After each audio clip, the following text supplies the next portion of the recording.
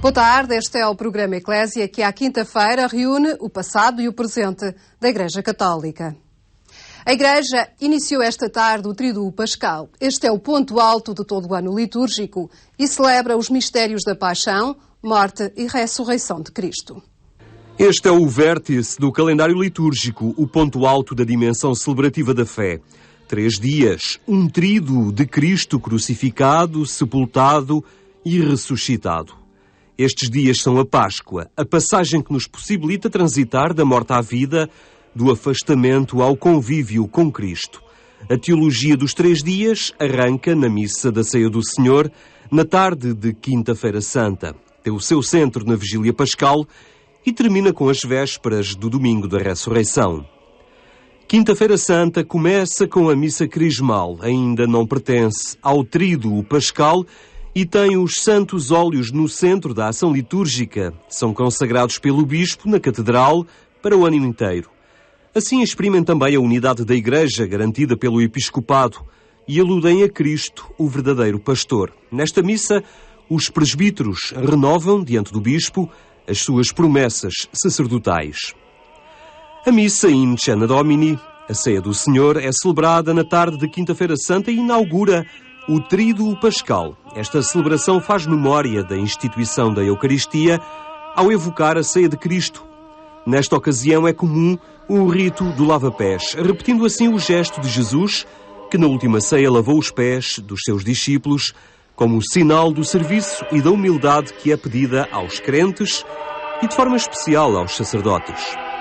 Sexta-feira Santa é um convite a participar na Paixão de Cristo, um rito comemorativo que a liturgia celebra na hora em que Cristo expirou no Calvário.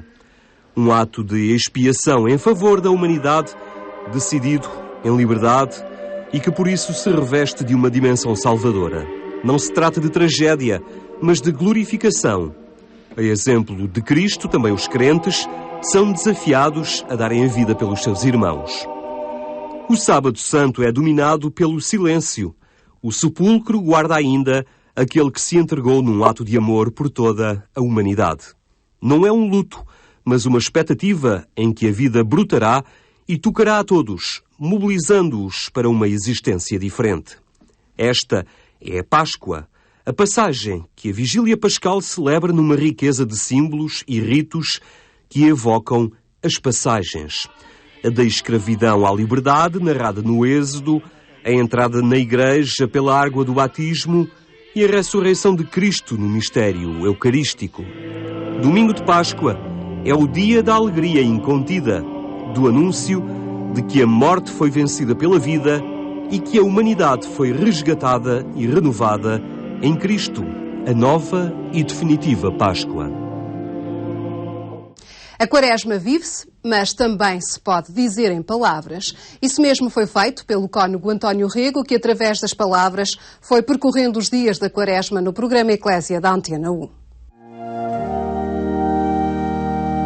Fique presa a minha língua, se de ti me não lembrares. Está sempre dentro de nós. Isso é uma forma de fé. Passarão séculos e milénios e este gesto, graças a esta ceia, nesta Páscoa, será repetido em memória de mim em todo o mundo. Pequenas reflexões diárias que partiram de simples palavras que se vão desdobrando em muitas outras e que expressam sentimentos, formas de ser, de viver e olhar para o tempo quaresmal. A Quaresma por palavras foi uma caminhada literal de um comunicador e de um sacerdote em direção à Páscoa. Esta Quaresma foi muito marcada por essa meditação que fiz sobre cada uma delas. E até a de Quinta-feira Santa, que hoje estamos a viver, eu queria aproveitar este dia e esta hora para saudar os meus colegas sacerdotes que esta manhã estiveram na missa crismal com o seu bispo e queria dizer que hoje começa o tempo mais importante da liturgia, o Tríduo Pascal, a paixão, a morte e a ressurreição. São também 3 das palavras principais que estão incluídas nesta reflexão. O púlpito foram os microfones da Antena 1. As palavras, essas, deixaram de ser propriedade de quem as proferiu, entraram nas ondas da rádio e na linguagem digital da internet. Espera-se que deem os seus frutos. Não será este o objetivo da evangelização? Julgo que esta palavra nunca pode ser exclusiva de ninguém e se nós temos meios, temos instrumentos, quer da televisão, quer da net, para poder chegar a muitas pessoas, estamos a cumprir uma missão, penso que admirável, de evangelização.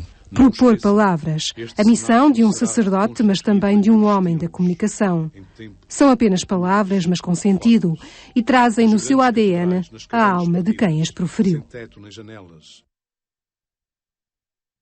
Alegrai-vos no Senhor foi o tema do 7º Encontro Arciprestal de Jovens de Cantanhede e Mira, que reuniu centenas de jovens no Parque de Campismo da Praia de Mira durante 3 dias.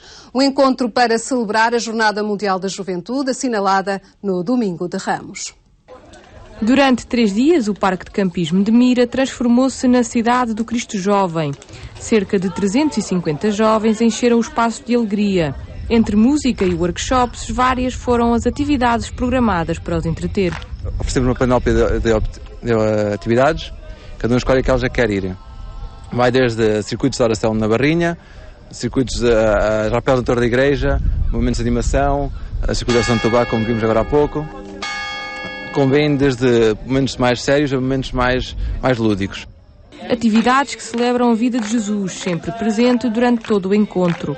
Um convívio que pretende assim que os jovens meditem sobre a sua forma de estar na vida e promovam uma maior vivência com Cristo, de uma forma mais desprendida e comprometida. O objetivo dele é fazer com que os jovens se liguem cada vez mais à Igreja, pensar um bocadinho em Jesus Cristo e, no fundo, passar esta tradição, esta obrigação, no fundo, que nós temos que dar como cristãos às gerações futuras, não é? Portanto, acho que faz parte do nosso papel, no fundo, formar e ajudar que estes jovens entendam e tenham uma vida em pleno. Olá, Sofia, então, olá. Gostaste do percurso? Sim. Foi bonito? Foi. Então, agora também já temos aqui outro desafio para ti, que é aquela perguntinha que vais pegar numa caneta e vais responder àquela pergunta: o que é preciso mudar na tua vida? Já no 7º ano de existência, este encontro de jovens do Arciprestado de Cantanhede e Mira foi uma ideia do padre João Paulo Vaz, que, em conjunto com os jovens da freguesia de Otil, imaginou este encontro como forma de comemorar o Dia Mundial da Juventude.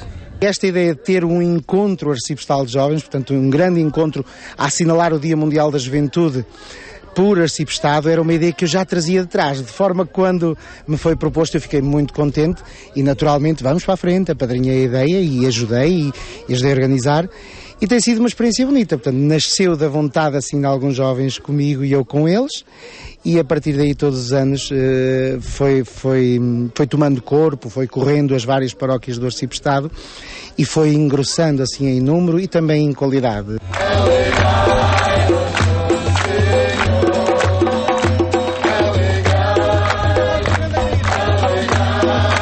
Com o passar dos anos, este encontro ganha cada vez mais participantes e a logística é também cada vez mais complexa.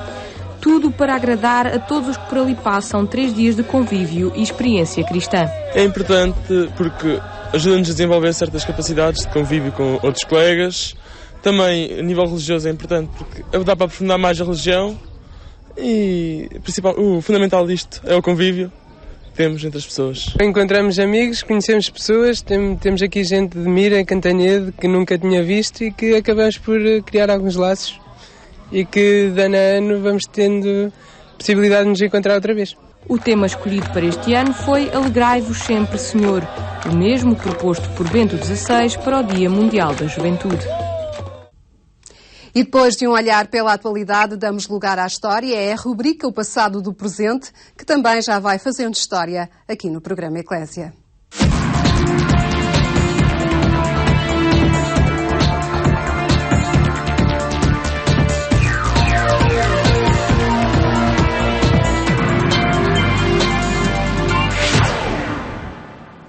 A história de Clara Luz Badarno, que acabara por ficar marcada pela descoberta de um tumor. Foi isso que vimos há 8 dias, nominalmente, quando falávamos precisamente desse diagnóstico, nada esperado, por certo, mas respondido Pascalmente, assim definiu Dom Manuel Clemente. Pascalmente respondido.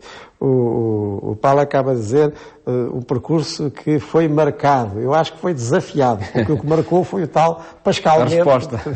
Que disse no fim. Essa é que é a marca propriamente dita nos desafios que se apresentam. É como quando olhamos para a história de Jesus Cristo, para a ressurreição, e não nos ficarmos pela paixão. Exatamente. E numa ressurreição que esplende da própria cruz. Eu gosto muito de ver aqueles crucifixos depois ter aquele esplendor, não é?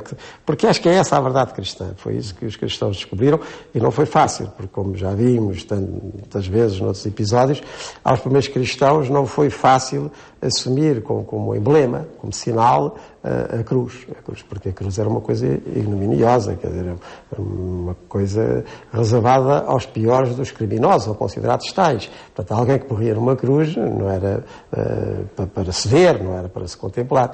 Mas os cristãos percebem que com o significado que Jesus deu à sua própria morte, então essa mesma morte passa a esplender, porque dela sai vida. Sai a vida que vivem os cristãos, sai da cruz de Jesus Cristo e da sua luz. Não é? E isto também, e muito particularmente em Clara Badano, porque nestes meses, nestes 2 anos, digamos assim, hospitalares, ou entre o hospital e casa-hospital, que mais irradia a luz que ela tinha efetivamente dentro de si. Portanto, o sentido que ela tinha ganho para a sua vida, nesse contacto permanente com Jesus Cristo e com os seus Evangelhos, mas vividos assim e convividos daquele modo, com os seus colegas, com os seus meios habituais de jovem estudante, nas aulas e nas férias, na escola e em casa, assim, naturalmente, mas sobrenaturalmente também. Também e especialmente. E então, qual era a reflexão que eu queria fazer hoje? É uma reflexão muito sugerida por este texto, por este livro de Franz Coriasco, que ele dedica a Clara Badano, sobre o seu ano de 1989. Quando eu digo 1989, vem certamente à mente dos nossos telespectadores muitas referências, porque 89 foi um ano de muitas viragens, voltas e reviravoltas, muitas mudanças políticas, sociais, por esse mundo além. Só lembrando, 1989 é o ano em que, enfim, há todas aquelas revoltas no então leste europeu, leste com o sentido que tinha na altura. É a queda do Muro de Berlim, é o fim daqueles regimes ditatoriais. 1989 também era o bicentenário da Revolução Francesa, com a sua famosa trilogia Liberdade, Igualdade e Fraternidade, e, portanto, com todas as comemorações à volta do tema. É um ano em que a televisão se torna, enfim, ainda mais um espetáculo permanente, em que o grande espetáculo do mundo é servido ao domicílio. E eu recordo perfeitamente desses meses, olha, agora vai dar as coisas na antiga Jugoslávia, agora vai dar as coisas na antiga Checoslováquia, agora na Roménia. Parecia que a história do mundo, a história trágica do mundo e da Europa em particular do século XX, se tornava um espetáculo a domicílio, enfim, para ver com um interesse desapercebido, portanto, que não nos incluía a nós. Bem, e até parecia que era o triunfo de um outro modelo de vida e de sociedade, aquilo que nós chamamos de uma sociedade de consumo, não que o consumo em si mesmo seja um mal, no sentido de que responda a necessidades reais das populações, mas quando ele se torna a única finalidade da existência e extravasa muito os seus limites, como agora estamos a ver em trágicas faturas a pagar. Mas é neste contexto do ano 1989 em que a nossa Chiara está, enfim, numa fase avançada e trágica, e sim, da sua doença, como é que ela vive isto tudo? O contraste do mundo exterior com o mundo interior da nossa Chiara ao longo do ano de 1989. E eu peço ao Paulo para ler mais um trecho do Coriasco, muito elucidativo, diz que estamos a dizer. O mundo agita-se lá fora. 1989 é um daqueles nós nevrálgicos do século XX. Estamos em vésperas da queda do comunismo e até a China parece a um passo do caos. No princípio de junho é a revolta estudantil na Praça Tiananmen. Clara sofre-a e escreve: a foto daquele jovem imóvel diante do tanque é o emblema da procura tantas vezes desesperada e heroica que leva os jovens de hoje a lutarem, mesmo a custo da própria vida. Depois é a queda do Muro de Berlim e, a acabar o ano, o fim dramático do regime de Ceausescu. Tragédias que parecem preludiar viragens epocais, mas que não travam o alastramento de uma visão consumística e mercantil da existência. Clara escreve: nós que vivemos em Estados democráticos talvez pensemos ter alcançado a liberdade. Mas será assim? Não obstante tender continuamente para este bem comum, o homem, procurando libertar-se de algumas proibições, torna-se escravo de si mesmo pelo consumismo, o bem-estar, a procura desesperada do poder. Está. Eu creio que com essa escrita, e escrita nessa altura, quer na pessoal, enfim, de sofrimento e de dor e de, enfim, pouca perspectiva de vida neste mundo, como ela estava, apesar de algumas melhoras temporárias que pudessem existir, e o contraste entre isso que se passava nela, essa crise, digamos assim, com o momento de decisão, com o momento de luta pessoal, e o que se passava na Europa e no mundo, encontra, quer na atitude, quer nestas linhas de Chiara Badano, o seu melhor retrato. Convém dizermos ou recordarmos que estamos a falar de uma jovem a quem tinha sido diagnosticado um cancro. Exatamente. E essa referência que ela faz, todos nós que nessa altura víamos televisão e recordamos as imagens, nos lembramos lá da praça de Pequim, em que o jovem, no fim daquela revolta estudantil, está sozinho diante de um tanque que ameaçava esmagá-lo, mas que apesar de tudo persiste, e como essa imagem suscita em Chiara, que a vê, também essas reflexões, e como ela se sente próxima até esse ponto do jovem, não é? Que assim protestava contra aquilo que se tornava, enfim, esmagador, mas que tinha diante dele e tinha dentro dele esse horizonte largo da liberdade, de que a juventude não desistia e que ela compartilhava. Só que ela faz depois as reflexões que nós também ouvimos, mas isto não nos chega para a liberdade. Porque mesmo nós aqui em Itália, pensava ela, e escreveu, como ouvimos, mesmo nós aqui em Itália, num regime democrático, mesmo nesta Europa, que também parece libertar-se de antigas guerrilhetas e de antigos cativeiros, se nós não formos mais fundo nessa libertação e se nós não nos desprendermos de uma concepção materialista da vida, de um consumismo fechado da existência, nós não alcançaremos essa liberdade que tão tragicamente procuramos e almejamos. Portanto, isto é extremamente importante. Repito, isto é Evangelho vivo, reproduzido 20 séculos depois, porque nos lembra imediatamente a frase de Jesus, de que vale ao homem ganhar o mundo inteiro se era perder-se a si mesmo, se era perder a sua alma. Não é? E isto, agora, alguns anos depois, como estamos, e na vivência e convivência habitual nos problemas que nos tocam de perto, em 2012, ainda ganha mais vivacidade, porque o que nós temos aí são faturas caríssimas de um consumo desnorteado. Não é? Não digo daqueles que já não tinham possibilidade de consumir, mas de outros que consumiram demais e que desvirtuaram a organização social, económica e financeira em função de um desejo mal orientado. Portanto, esta intromissão nos domínios mais recônditos das motivações e dos desejos que ela faz, mesmo em relação a movimentos sociais do seu tempo, mesmo em relação às aspirações juvenis, que ela compreendia muito bem por liberdade, mas que requeria uma outra libertação mais interior, como aquela que estava a acontecer ela própria, porque, enfim, as suas circunstâncias e aquilo que pesava sobre ela em termos de doença e de pouca esperança de vida neste mundo, pois tudo isto se tornava mais decisivo e até mais trágico. Mas ela, no entanto, estava garantida com uma outra liberdade, mesmo nessas circunstâncias, que é a liberdade de continuar a ser o que se é e o que se quer ser, essencialmente quer ser, mesmo que as circunstâncias exteriores o contrariem. E estava a haver muita gente à espera que a liberdade acontecesse quando caísse mais um muro, quando se fosse roubado mais um regime, ou quando se vencesse mais um tanque, não é? E ela sabia que não era assim. E o legado de Chiara Badano para a juventude de hoje passa muito por textos como este e outros da sua vivência dental. E repito, ainda hoje mais fecundos, porventura, do que foram em 89. E enfim, nós estamos agora a ver, ainda o ano passado, estas revoltas árabes, não é?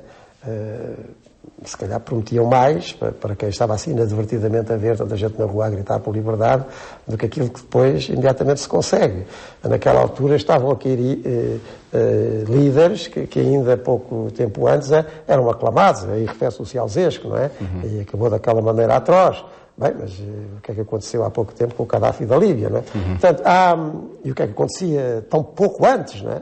Tão pouco antes, nem em visitas internacionais, como ele era recebido e aclamado. Também Portanto, entre nós. Ou as motivações vão mais fundo, ou a liberdade ganha um outro foro, e Chiara percebe isso muito bem, ou é muito efêmera e acaba na sua caricatura.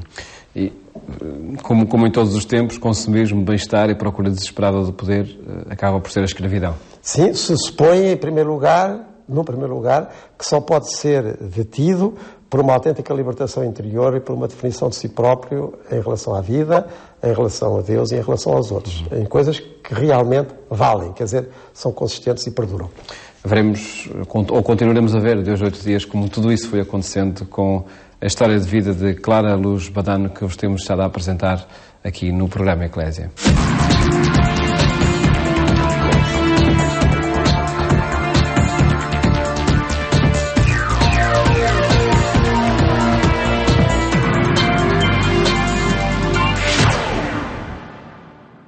É tudo por hoje. Se nos quiser encontrar, estamos em agência.eclésia.pt, o sítio da internet que reúne a plataforma multimédia da Igreja Católica, Eclésia Televisão, Eclésia Rádio e Eclésia Agência de Informação. Fique bem e até amanhã, se os quiser.